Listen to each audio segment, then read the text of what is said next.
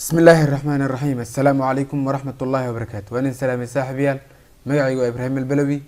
مقالكان ومقالك اللباد ويندوز سيرفر أما VMware. مقالكان waxaad ku baran doontaa shan qodob. kow waxaad ku baran doontaa qaabka loo weyneynayo shaashada farjiwalka. labo waxaad ku baran doontaa qaabka loo bedelo magaca kombiyuutarkaaga. saddex waxaad ku baran doontaa qaabka loo bedelo IP addresskaaga kombiyuutarkaaga. afar waxaad ku baran doontaa qaabka loogu shubo DNS. shan waxaad ku baran doontaa qaabka loogu shubo DHCP. waxaan ku bilaabeynaa qaabka loo weyneynayo shaashada kombiyuutarka farjiwalka.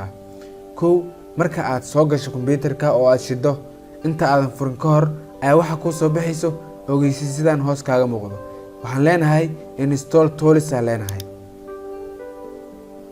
haddii aad u jeedin kombiyuutarka dami mar labaad soo kici si aad u aragto. install tools marka dhahdo kan waa iska xiraysaa kadib kombiyuutarka aad furaysaa. kombiyuutarka marka aad furayso waxaad isla qaban kartaa control plus alt plus delete ayaa isla qaban kartaa ama sida fudud halkan ayaad ku dhufan kartaa. halkan haddii aad ku dhufato micnaheedu passwordkii toos ayaa u tagaysaa. laakiin control alt delete markaad dhahdid waa isla markiiba waxa ku soo baxayo log out waxa ku soo baxay kadib cancel leedahay taas. midaan ayaa ka fudud inaad ku dhufato halkan kadibna sidaan ayaa ku soo baxayso. halkan ayaan gelinaynaa passwordkii oo aan hore u soo samaysanay.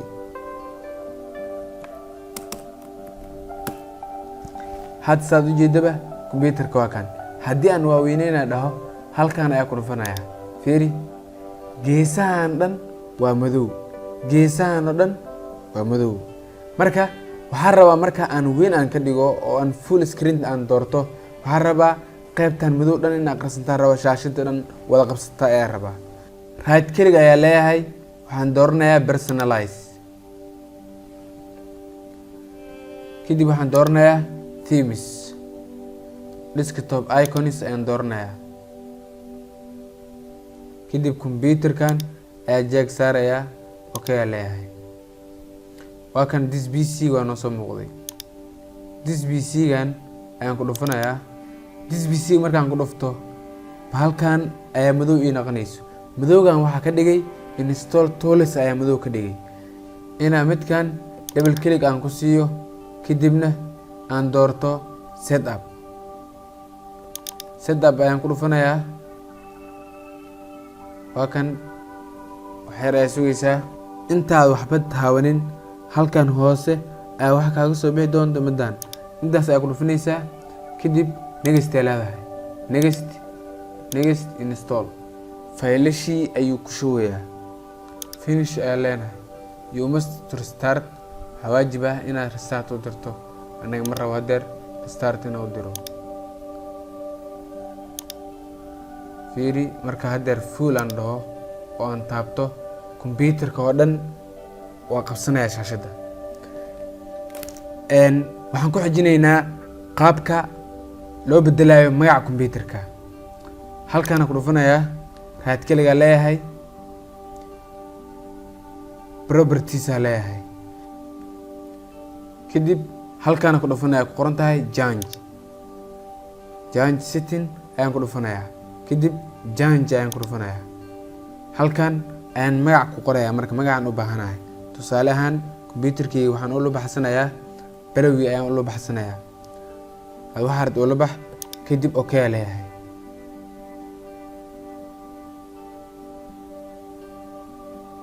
you must restart. waxaa waajiba midaan in aad restart u dirto. option kale ma lahan. okay aa leenahay. midaan iga xir. waa kan restart later mar kale restart igu dir, laakiin hadeer restart igu dira leeyahay.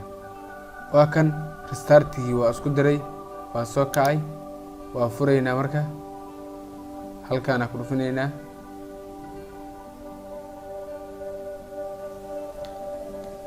halkaan ku dhufo passwordka geli. passwordka aad hore usoo samaysatay. hadeer fiiri halkan right click ku dheh this PC-ga kadib dooro properties.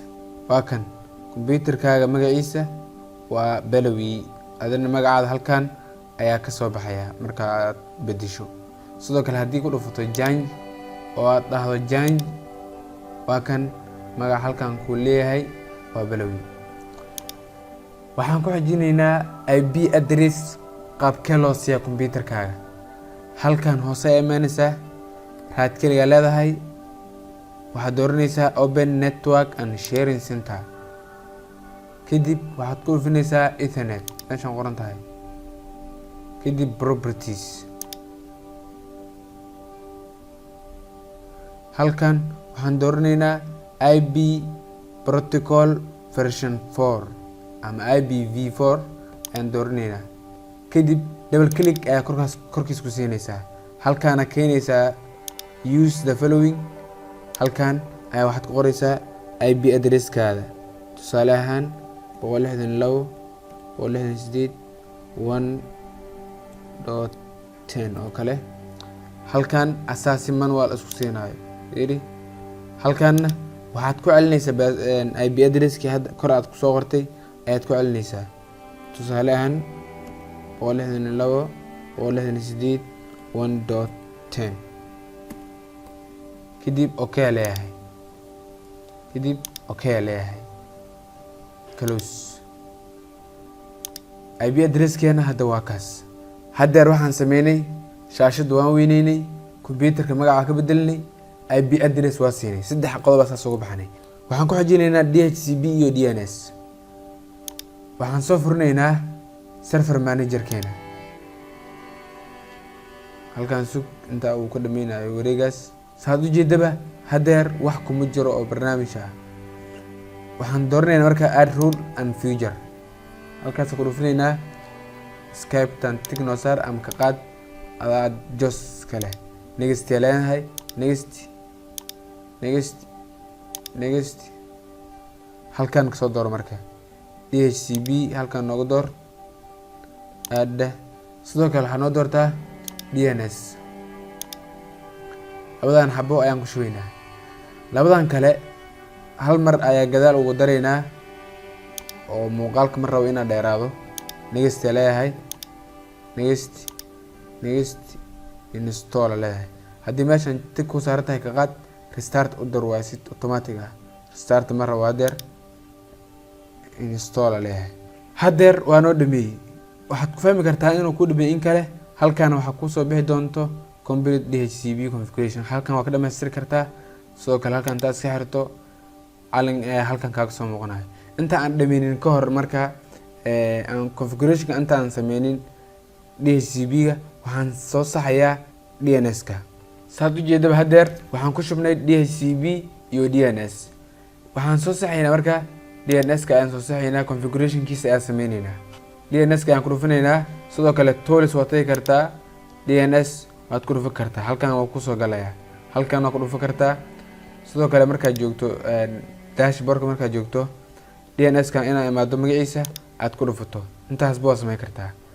kadib halkan inaa imaado meeshan cagaarta ah raad kaliya aad ku dhahdo.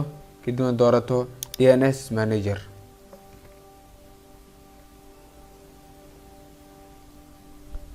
shaashada noo weynay.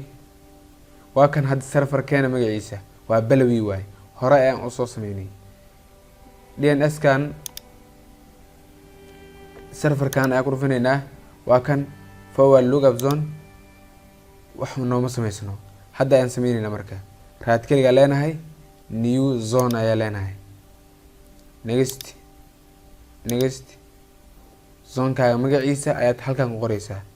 tusaale ahaan Balawi ayaan qorayaa balawi.com. next finish. Balawi ay imaanaynaa. halkan ayaan kale ku siinaynaa. kadib halkan new host version ku dhufinaynaa. name-ka magaxda u bixinaysid. IP address-keena halkan ayaa siinaynaa. IP-ga aad halkan ku qorayso waa inaa ahaadaa IP-ga computerka aad soo siisay si hodhow uu waxba kaaga diidin. IP-gaan soo siinay computerkan kaas ayuu ahaa. add host ayaa leeyahay marka waa ka successfully. okay mid kale ma ku daraysaa maya. magacana uma bixinin. haddaa radidna waa u bixin kartaa.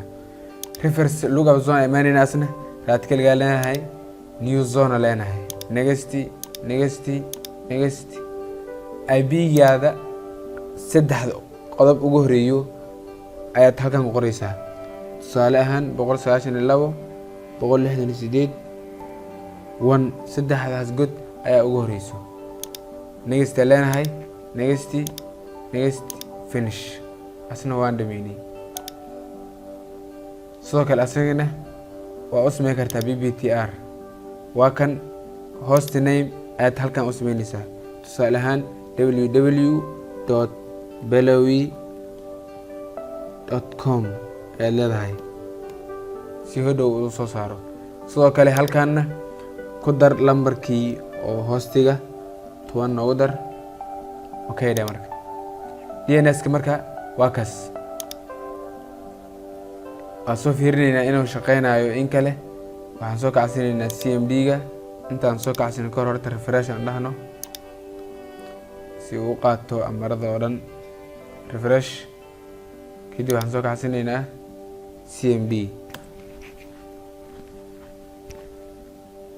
CMD-ga waxaan qoraynaa ns lookup ayaan leenahay kadib enter leeyahay. sidoo kale waxaan qorayaa adresskii ayaan qorayaa ama magacii ayaan qorayaa. tusaale belowi.com ayaan kasoo dhignay enter leeyahay. waa kan serverkan www.belowi.com waa adresskeen. waa kan namekeen waa kan belowi.com adresskeen waa kaas. sidoo kale halkan waxaad qoraysaa IP-ga aad qoraysaa. waa fiirinaysaa IP-ga inuu shaqeynayo in kale 192 xidig 168 xidig 1 xidig 10 enter leeyahay. waa kaas asna wuu shaqeynayaa. DNS-ka halkaas ayaa noogu baxay. waxaan ku xijinaynaa marka DHCP-ga ayaan ku xijinaynaa. DHCP-ga waxaa kaaga baahan yahay meeshan saa ujeedaba configuration ayuu kaaga baahan yahay. halkan ayaan ku dhufinaynaa kadib complete DHCP configuration leenahay. kadibna commit ayaad ku dhufinaysaa kadibna waa iska xiraysaa. configurationkiisa waa intaas kaliya. hadda waxaan sameynaynaa halkan ayaa raadkee ku dul leenahay kadib DHCP manager ayaan ku dhufinaynaa. baashaan u weynay asna waa kan serverkan magaciisa. IP version 4 kana imaanaynaa. waxa hadda zone scope loo noo sameysano. scope sameysanaynaa marka raadkeliga leenahay new scope ayaan leenahay. next scope kaaga magac u bixi. tusaale ani belowi oo baxsanayaa belowi.com. description haddaad rabto qor kartaa. haddaad rabtidna waa iska dii kartaa. IP address oo aad rabto inaad bixiso meesha ka bilaabayso halkan geli. meesha ku dhameynaysid halkan geli. tusaale ahaan IP-gaan rabo inaan bixiyo xidig 192 xidig 168 xidig 1 xidig waxaan qorayaa 15 iska dheh. halkan imaanaya asna 192 xidig 168 mee 192 168 hal ilaa iska dheh 50 iska dheh. next leeyahay ay static IP ugu daraysaa mar raba leeyahay kan next halkan IP-gaaga computerkaaga halkan soo dar si uu soo qabsado 168 hal 10. IP-gaaga computerkiisa ama DNS-ka IP-ga soo siisay halkan gelinaysaa. aad ayaa leedahay kadib next leedahay. waa kan IP-gii aan soo darnay. next leedahay next finish. hadda fiiri meeshan aan ku weyneeyo